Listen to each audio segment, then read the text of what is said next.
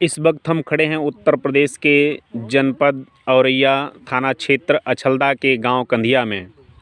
कंधिया में एक ज़मीन का मामला सामने आया है, जहां पर मामला न्यायालय में विचाराधीन होने के बावजूद बिधूना तहसील में तैनात नायब तहसीलदार ने जिस ज़मीन का जो मालिक था उसको बेदखल करते हुए दूसरे व्यक्ति को ज़मीन दे दी है।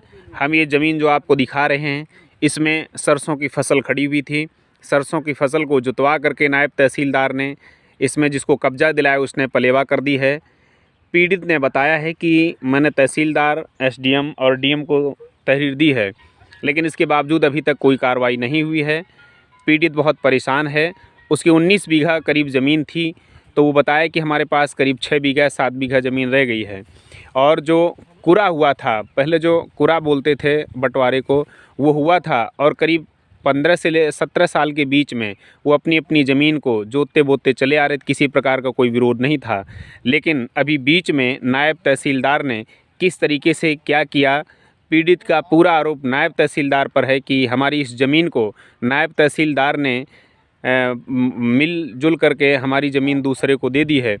देखते हैं आगे इस ज़मीन पर क्या होता है और हम आपको उस पीड़ित से मिलवाते हैं जिसकी ज़मीन है। वो बताएंगे आपको किस तरीके से नायब ने इस ज़मीन पर कब्जा किया है। चाचा, कैसे किस तरीके से नायब ने इस पर कब्जा दिलवा दिया है? ज़बरदस्ती कब्जा दिलवाया। अच्छा, तो इसमें अब आप क्या करेंगे? अब कब्जा हो ही गया है, अब ज़मीन पर क्या करेंगे आप? ज़मीन पर कब्जा क्या करेंगे? अगर कब्जा हमको वापस नहीं मिलता है तो हम लोग जो है, मैं परिवार के डीएम से फिर शिकायत करेंगे और शिकायत कर अगर मेरा कोई निर्णय नहीं होता है तो हम लोग सब पूरा परिवार आत्मदाह करेंगे। क्या नाम है आपका? राम सिंह। कहाँ के रहने वाले हैं आप? कंधिया। अच्छा, क्या मामला है पूरा ज़मीन का आपका? हमारा ज़मीन का मामला है, मेरा नंबर 977 पड़ता है गाटा संख्या, और उसमें अनुभव वर्मा नायब तहसीलदार जो है जी, वो आए थे। उन्होंने जबरन जो है, जबकि मुकदमा इसमें चल रहा है वर्तमान में, अच्छा, कोई मतलब निर्णय नहीं हुआ है जी, और उसके बाद भी इन्होंने ज़बरदस्ती नापतोल करवाई। अच्छा, और उस व्यक्ति को जो है 16 बीघा की जगह कम से कम जो है 30-32 बीघा ज़मीन दिलवा दी। और हमारी ज़मीन 19.25 बीघा पड़ती है, जबकि हमको जो है मात्र 6-7 बीघा ज़मीन बची है। और कोई मतलब जो है ये चीज़ नहीं बताई गई कि किस तरीके से जो है मतलब तुम्हें कहाँ कब्जा मिला, ना कब्जा दिलाया गया ना कुछ किया गया। और उसको जो है लज्जाराम को जो है कब्जा दिला दिया गया। ज़बरदस्ती ज़मीन जो है जुतवा दी गई। मेरा 8 बीघा लाहा बोया हुआ था, वो भी जुतवा दिया। अनुभव वर्मा जो है, जब हमने कुछ उसका विरोध किया तो विरोध करने पर जो है वो हमसे भी जो है नाराज़ होने लगे।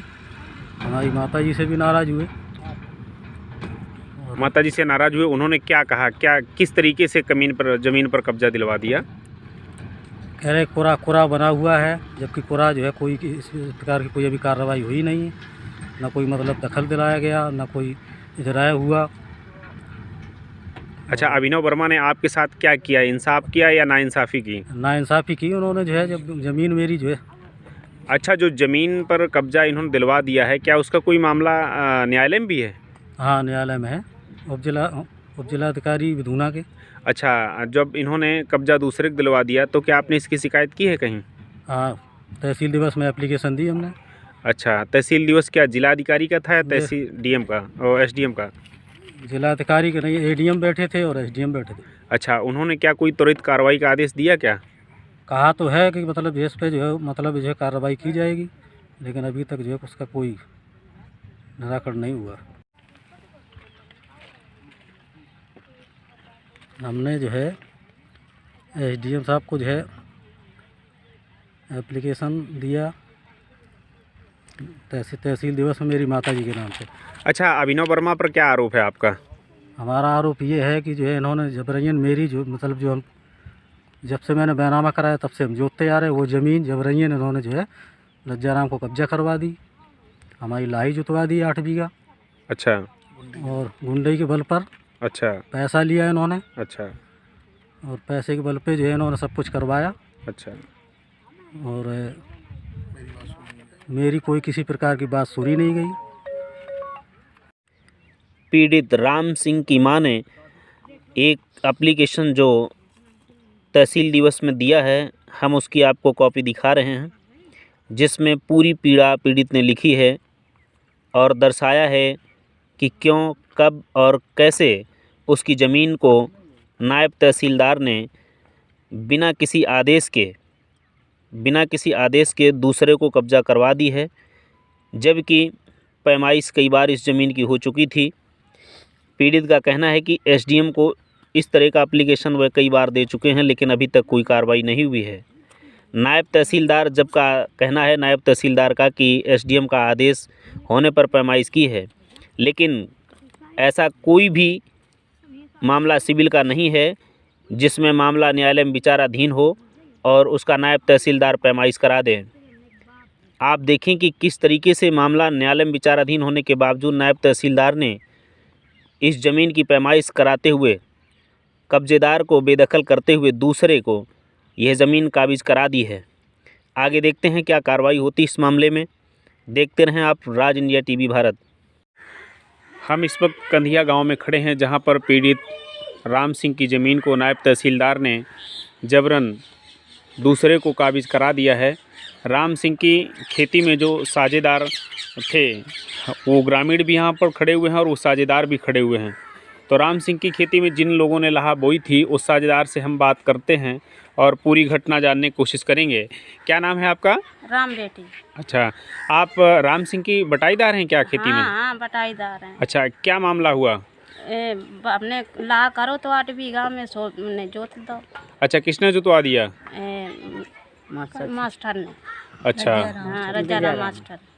अच्छा, लज्जाराम ने जुतवा दिया। और या कोई अधिकारी वगैरह भी आए थे क्या? और का। अच्छा, आपका क्या नाम है? मेरा नाम संजू देवी। अच्छा, ये जो घटना हुई है सही है या गलत है? सही थी, मैं तो मौके पे थी। अच्छा, आप भी कंधिया गांव के रहने वाले हैं? हाँ, कंधिया गाँव। क्या नाम है आपका? अजय। अच्छा, राम सिंह के साथ जो घटना वो सही है गलत है? वो सही है सर। अच्छा, आपका क्या नाम है? शेर सिंह। अच्छा, ये जो राम सिंह की ज़मीन दूसरे को कब्जा दिला दी है नायब तहसीलदार ने, क्या ये सही है? हाँ सही है। दिलाड़ी बार ने जोरावारी उनने तो वही आपस में सब रहते और किसी की मानी नहीं। यहाँ पर काफ़ी ग्रामीण और खेत में साझेदार जो लोग थे वो खड़े हुए हैं। घटना की पूरी जानने की कोशिश की, सभी ने यही बताया कि नायब तहसीलदार ने इस ज़मीन को जबरन कब्जा दिला दी है, जबकि राम सिंह की ही ज़मीन थी। दूसरा जो काबिजदार है वो गलत है।